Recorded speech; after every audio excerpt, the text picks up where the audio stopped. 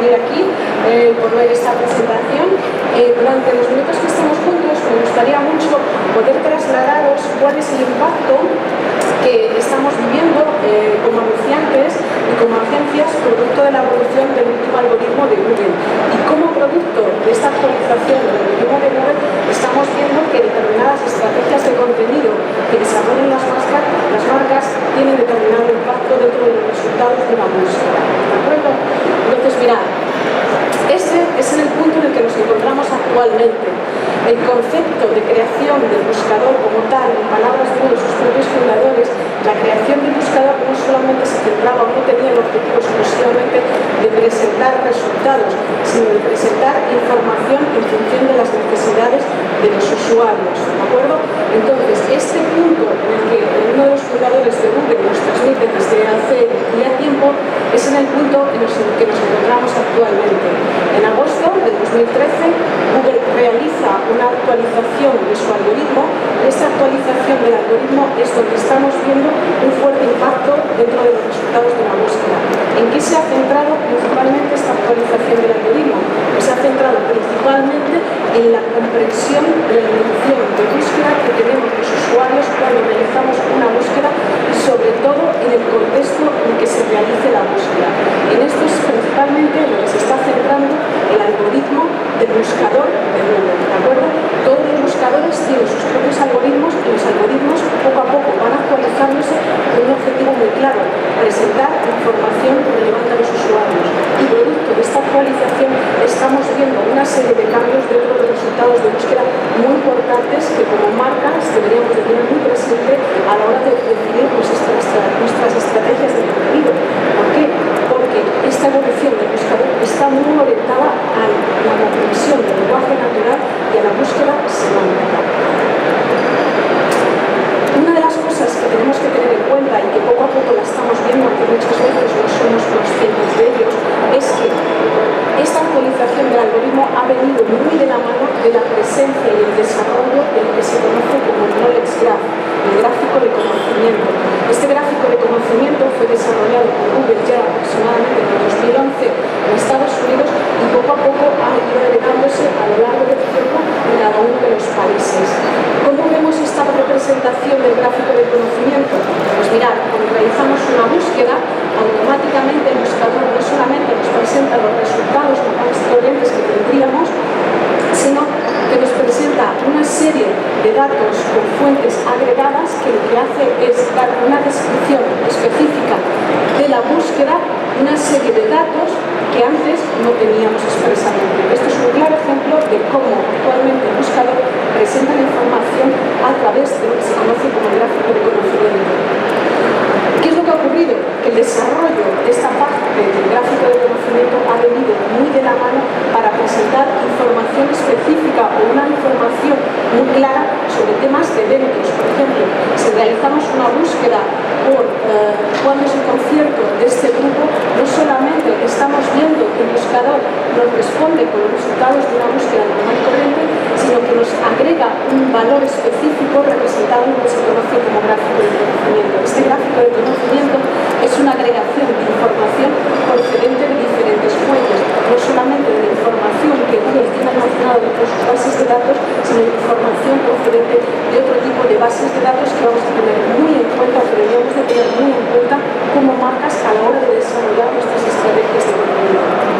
También, si realizamos una búsqueda por personas, el buscador no nos presenta en este caso el Knowledge Graph, el resultado en el lateral derecho, sino lo presenta en la parte superior. Si preguntamos por lugares, también tenemos una representación de la información a través del Knowledge Graph. Y si preguntamos por cosas, como por ejemplo cuáles son los ingredientes de un esmalte, este tipo de información también Google nos está respondiendo la pregunta a través del Knowledge Graph. ¿De acuerdo? Por lo tanto, ¿qué es lo que ocurre? El hecho de que Google presente información de estas características a través de su Knowledge Graph puede tener, está teniendo un impacto importante en los resultados de una búsqueda. ¿Por qué? Es muy obvio, porque el hecho de tener la información en la que el buscador nos devuelve la información a través del Knowledge Graph, puede haber una disminución clara en el número de clics que pueden presentarse en el resultado de una búsqueda. Mirad, junto a la actualización que ha tenido el buscador buscador, que está teniendo el buscador a nivel técnico, está haciendo un claro movimiento hacia la búsqueda semántica. Si veis estos dos resultados, estamos utilizando dos términos, o probablemente al final se ve un poquito mal, pero básicamente lo que está haciendo aquí en búsqueda, estamos buscando dos términos cuyo significado es exactamente el mismo. ¿Dónde nació Boole o dónde nació Paul Henson? En ambos casos vemos que el buscador nos devuelve exactamente un knowledge graph específicamente exactamente igual para diferente tipo de consulta, ¿de acuerdo? Y sin embargo vemos aquí resultados que son variaciones. Entonces, el hecho de que tengamos mismo contenido para búsquedas diferentes es lo que cada vez tenemos que ir pensando mucho más. Una parte muy importante de esta evolución también es que el buscador está entendiendo el significado de búsquedas muy de long tail. ¿Eso qué significa? Que cuando realizamos una búsqueda del estilo ¿en qué película Colin Farrell actúa con Al Pacino?, el buscador está entendiendo la pregunta como la podría realizar una persona en el lenguaje natural.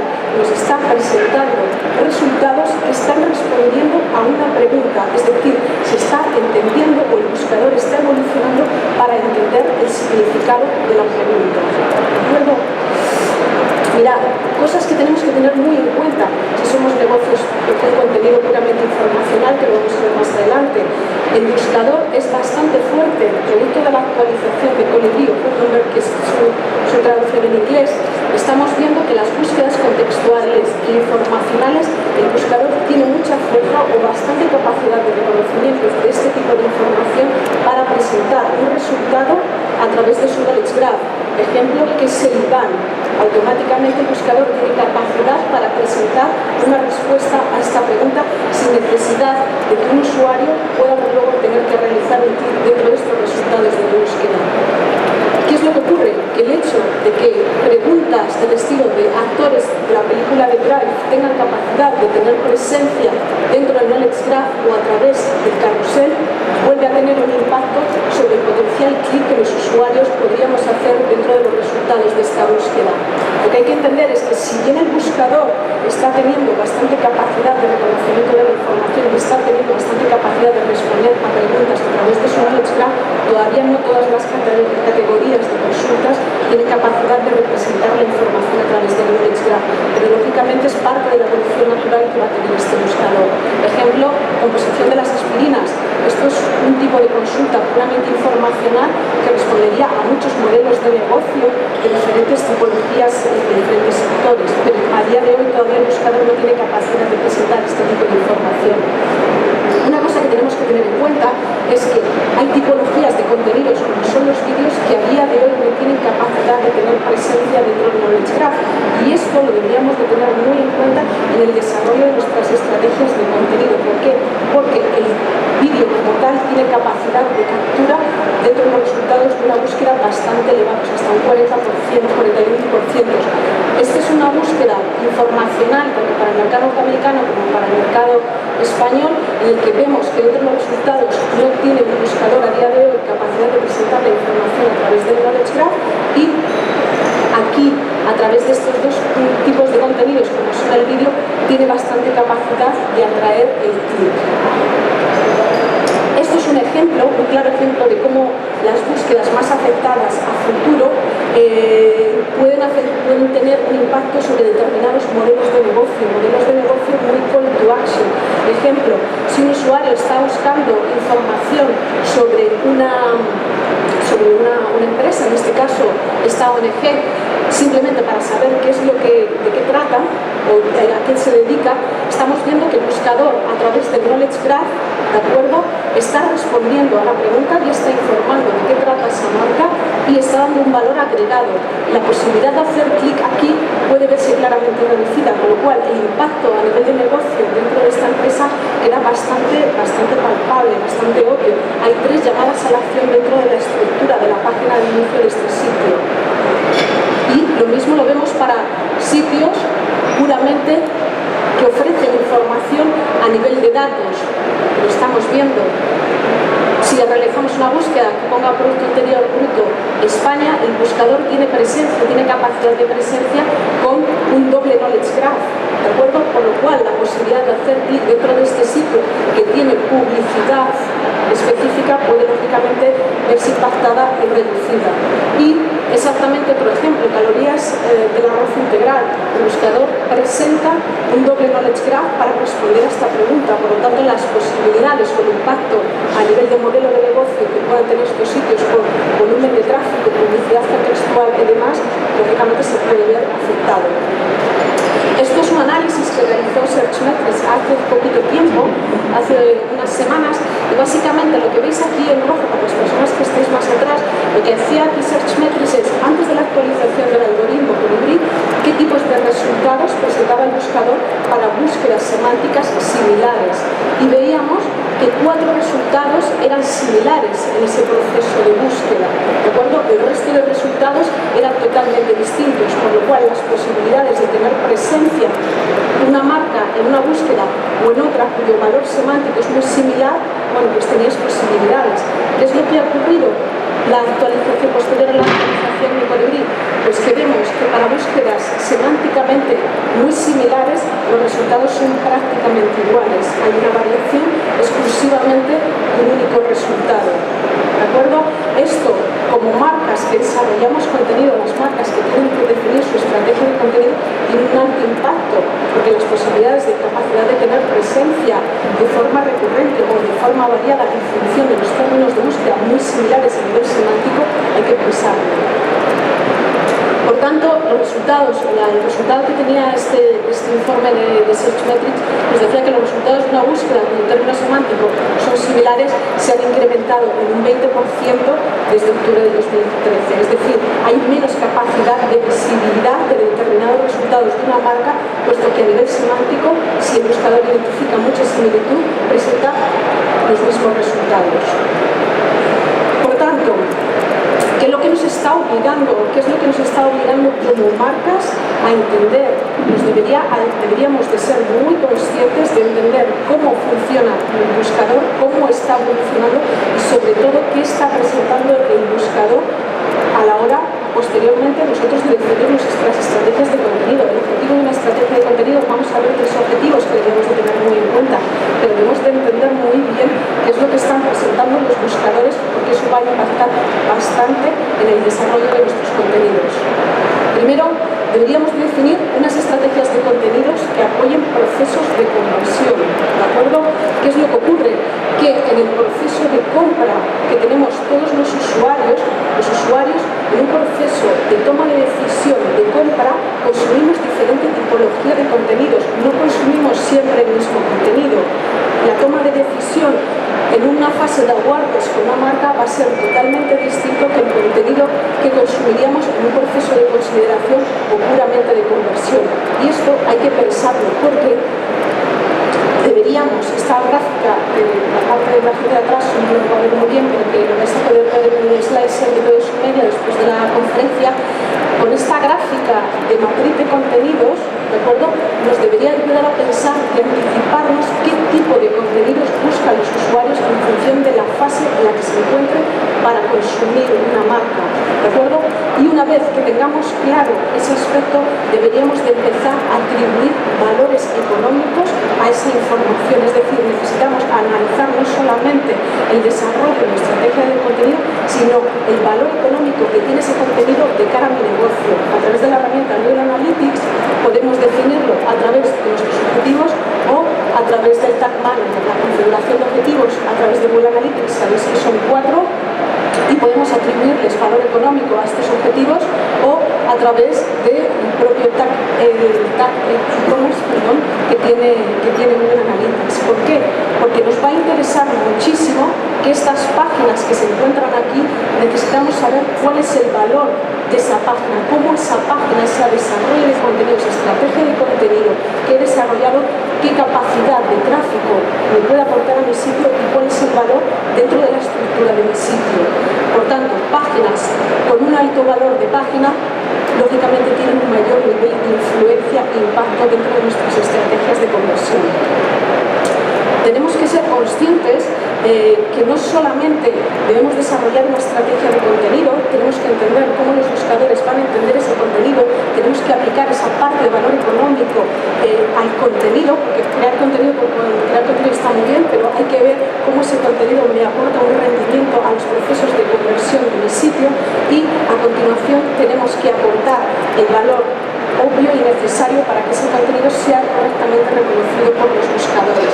Y es aquí la parte más importante, una de las partes más importantes que deberíamos de contemplar, y es que hay una evolución semántica de los buscadores, lo hemos visto al principio, hace unos minutitos. Tenemos que entender cómo esa evolución semántica puede impactar en la visibilidad de mi contenido, y por tanto aquí surgen dos aspectos muy interesantes que deberíamos de contemplar, sobre todo en las estrategias de posicionamiento natural: el entender el valor de la palabra clave y el valor de la entidad. El concepto entidad es un elemento que ha incorporado y que lo vais a ver cada vez más en la literatura vinculada a los buscadores y la capacidad de optimización de ese contenido.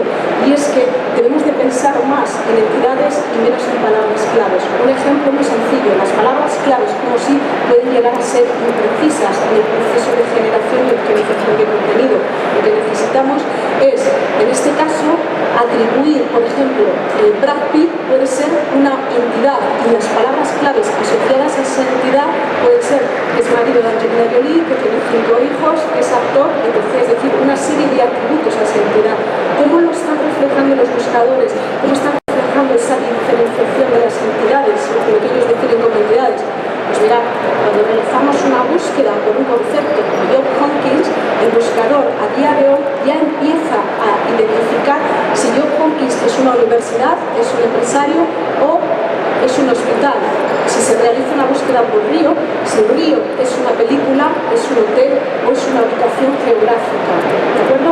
Esto es lo que ahora mismo los buscadores están desarrollando, principalmente en Bing y Google, como la desambiguación de la información. Es decir, quitar la ambigüedad potencial que pueden tener determinadas palabras claves y atribuirles un contexto y un significado específico. ¿De acuerdo?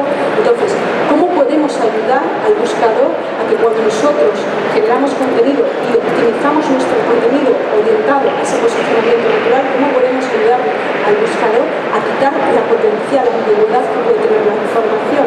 Pues básicamente a través de lo que se conoce como los lenguajes de etiquetado. El lenguaje de etiquetado es un lenguaje que ayuda a etiquetar la información en su contexto y en función de su significado. Un ejemplo, el lenguaje de etiquetado apoyado por los principales buscadores es Schema URG. Tenemos que ser conscientes que igual que el buscador tira de unas fuentes de información para configurar su knowledge graph, nosotros deberíamos trabajar y tener presencia dentro de estas grandes fuentes, como pueden ser Freebases, una base de datos colaborativa abierta a la que podemos participar y contribuir cualquier usuario. Debemos de tener y trabajar y ser conscientes de que Wikipedia es una de las grandes fuentes de información de Google a la hora de presentar y configurar su knowledge graph. Y debemos ser conscientes que también dentro de nuestros sitios, si tenemos esta tipología de contenidos y queremos que nuestro contenido sea susceptible de ser compartido dentro de las redes sociales, debemos ser conscientes de que es muy importante optimizar la información con metadata social específica para ayudar a entender mucho mejor la información y presentarla de forma mucho más precisa en el proceso de compartición. Y finalmente, el concepto, la lógica, la filosofía de Internet es dar popularidad y relación a los contenidos existentes dentro de un sitio. Y eso lo vamos a conseguir a través de estrategias específicas de enlaces entrantes y estrategias de menciones. Os dejo aquí un ejemplo de metodología de cómo se puede aplicar una estrategia de embedding a un contenido en función de niveles de dificultad y por tiempos. Y una cosita que nosotros, un ejemplo de lo que nosotros podemos llegar a hacer y que nos puede ayudar a trabajar y mapear y declarar las relaciones existentes de nuestro contenido en relación con las plataformas de terceros. Estos son nuestros productos, estos son vídeos que desarrollamos para dar nuestro punto de vista de cómo pensamos que puede evolucionar el sector en el que estamos trabajando. Lo damos en formato a través de un post, lo hacemos mención dentro de nuestra newsletter, trabajamos en plataformas de terceros de vídeos como son Wistia o YouTube, nos hacemos eco dentro de los canales sociales y etiquetamos el contenido. Es decir, un mismo contenido para apoyar una estrategia específica de cuáles son los productos o el valor que nosotros podemos aportar como agencia, tiene diferente capacidad y visibilidad desde diferentes puntos. Y uno de los últimos elementos que tenemos que tener en cuenta y que el buscador cada vez tiene más presente es la atribución de la autoría. Los contenidos se generan, pero es muy relevante atribuirle quién es el autor de ese contenido. La atribución del autor de este contenido lo deberíamos de generar y lo deberíamos de reseñar a través de los perfiles de Google Plus y en relación con la empresa que genera este contenido. ¿Me quedan 2 minutos? Fácil. No, no es fácil, es mucho trabajo, ¿de acuerdo? Pero una cosa que tenemos que tener presencia es que esto es lo que tenemos. Esto es lo que tenemos que tener presente. Tenemos toda la parte de agentes de móviles, tenemos Google Now, tenemos Cortana, que salió la semana pasada, Google Glasses, móviles, relojes. Necesitamos tener muy en cuenta cuáles son las estrategias de contenido existentes, necesitamos saber cómo están funcionando, cómo se están midiendo, cómo están ayudando a la conversión de mi negocio, y esto tenemos que ser conscientes que es multidispositivo y multicanal. Gracias, más de 3 hemos podido ir. Gracias, Esther, por condensar en 20 minutos, que es complicado, además, todo este conocimiento, y bueno, sobre todo, ahora, si tenéis alguna pregunta o si queréis acercaros a contactar con ella, pues creo que es lo más importante.